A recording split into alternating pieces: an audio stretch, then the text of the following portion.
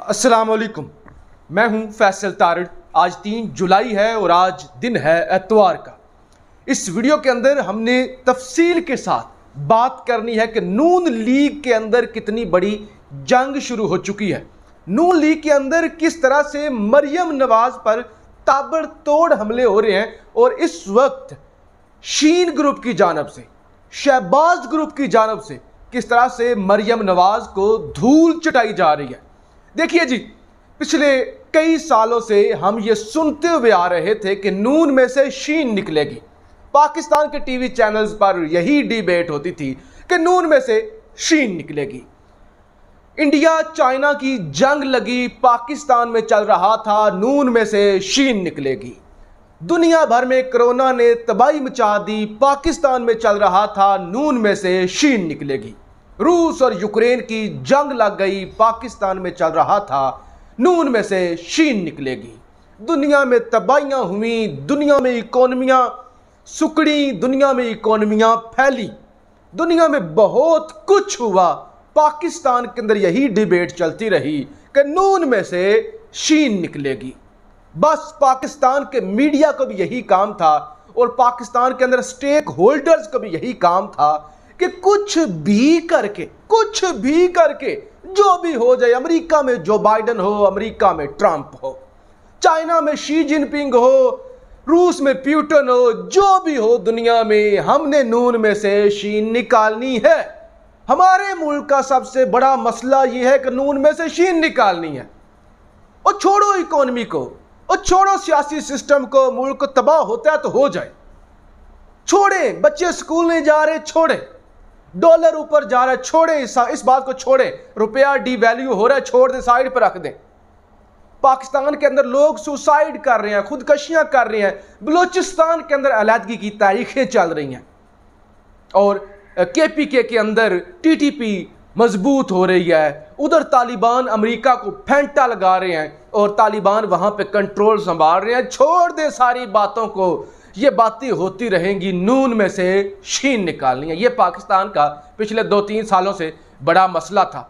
फिर जी नून में से शीन निकल गई और फिर नून में से शीन जब निकली तो शहबाज शरीफ ग्रुप अलग हो गया, शहबाज शरीफ वज़ीर आज़म बन गया और शहबाज शरीफ के जो मानने वाले थे उस ग्रुप के अंदर, उनको अहम वजारतें मिल गईं।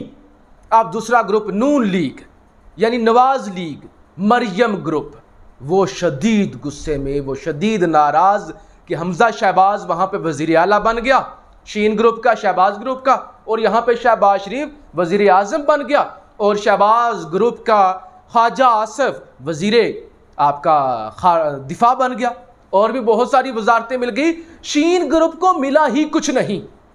फिर जनाब जब ये सारे मामलात हुए, मरियम नवाज ने सारा जोर लगाया कि हमें ये गंद का टोकरा नहीं उठाना चाहिए, हमें नए इलेक्शन की तरफ जाना चाहिए। लेकिन शीन ग्रुप को पता था कि हमें फिर मौका नहीं मिलना। अब मरियम नवाज ने जनाब जिद्दोजहद तेज कर दी।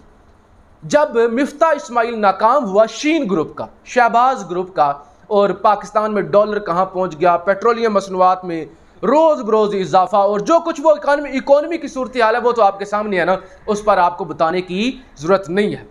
तो लिहाजा फिर मरियम नवाज ने कहा, मरियम ग्रुप ने, नून ग्रुप ने यह कहा कि अब अच्छा मौका है, अपना बंदा ले आओ। तो फिर इसहाक डार को तैयार किया गया, नून ग्रुप का इसहाक डार, कि इसहाक डार वापस आएंगे, सेनेटरशिप का हल्फ उठाएंगे और उसके बाद उन्हें वजीरे खजाना लगा दिया जाएगा। अब खबरें चलना शुरू हो गई।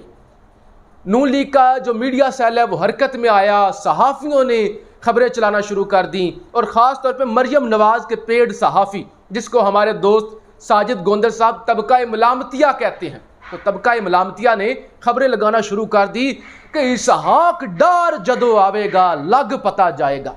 इसहाक डार इकोनॉमी का मास्टर, चीता, शेर।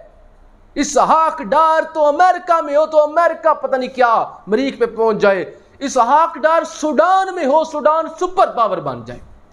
इसहाक डार कीनिया में हो तो कीनिया की जो चाय है वो पूरी दुनिया में नेशनल ब्रांड, सुपर ब्रांड बन जाए।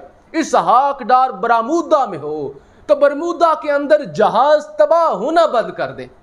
वो ट्राइंगल जो है वो इस तरह हाथ बांध के इसहाक डार के सामने खड़ी हो जाए कि आज के बाद मैं तबाही बर्बादी नहीं करूंगी। इसहाक डार मैं कहता हूं कि तमिलनाडु में चला जाए तो वहां के रेबल्स बागी हाथ जोड़ दे और मोदी की इताअत कबूल कर ले। इस तरह से प्रेजेंट किया गया, लेकिन आज जी शीन ग्रुप की जानब से ठोक दिया गया है इस सारी सूरत हाल को। शीन ग्रुप के ख्वाजा आसफ वज़ीर दिफा कहते हैं कि मिफ्ता इस्माइल पे हम कंप्रोमाइज़ नहीं कर सकते। मिफ्ता इस्माइल ने जो इल्म है मिफ्ता इस्माइल के पास इकॉनमी का, वो सियासत से बालातर है। मिफ्ता इस्माइल जैसा कोई नहीं है और मिफ्ता इस्माइल ने दिन रात मेहनत करके पाकिस्तान को दिवालिया होने से बचाया है।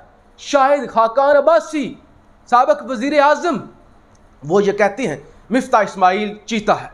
मिफ्ता इस्माइल ने जो काम किया है वो कोई भी नहीं कर सकता था। मिफ्ता इस्माइल ने जिस तरह से मुश्किल फैसले करके पाकिस्तान को बचा लिया है श्रीलंका बनने से, वो कोई भी नहीं कर सकता। लिहाजा हमारा वज़ीर ख़ज़ाना मिफ्ता इस्माइल ही है। तो लिहाजा वो जो इसहाक डार की खबरें चल रही थी उसके खिलाफ आज खुल्लम खुल्ला अंदर से नून लीग के अंदर से यानी शीन ग्रुप की जानब से मुज़ाहमत खड़ी कर दी गई है, दीवार खड़ी कर दी गई है।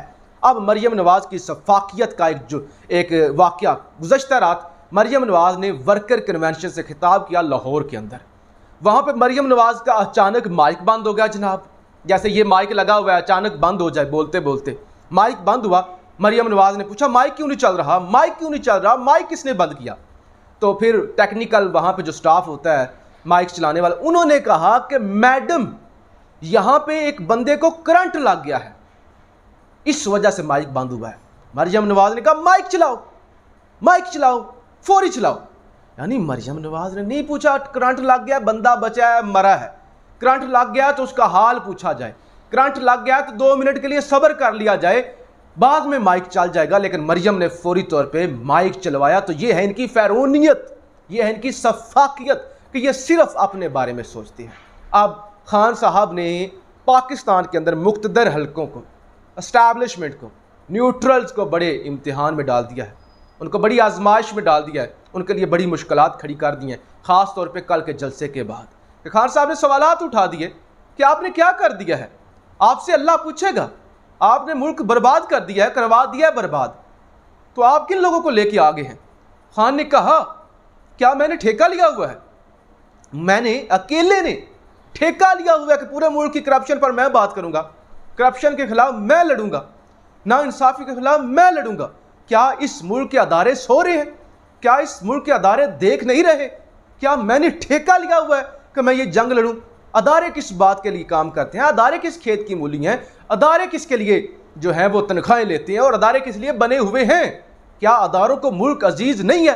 तो आज कल खान साहब ने सवाल खड़ा कर दिया कि क्या इस मुल्क के अदारों को इस मुल्क की फिक्र नहीं है? क्या इस मुल्क के अदारे इतने लापरवाह हो चुके हैं?